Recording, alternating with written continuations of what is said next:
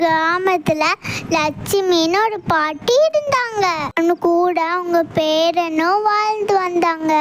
லட்சுமி பாட்டி கேஸ் இருந்தாலும் விறகு அடுப்புல தான் சமைப்பாங்களாம். ஒரு நாள் பேரன் கேட்டான், அதான் கேஸ் அடுப்பு இருக்குல்ல, நீங்க எதுக்கு இன்னும் விறகு அடுப்புலயே சமைக்கிறீங்க அப்படி கேட்டானா.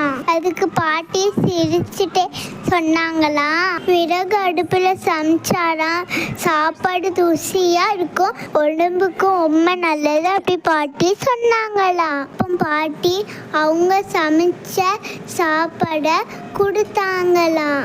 அப்போ அவனும் சாப்பிட்டுட்டு பாட்டி இது நல்லா இருக்கு அப்படி சொன்னானா. அவனும் புரிஞ்சுக்கிட்டானா. வசதி ஒண்ணு வாழ்க்கை இல்லை, அத நிமிடம் வாழ்க்கையோட சுவை அப்படி சொன்னானா.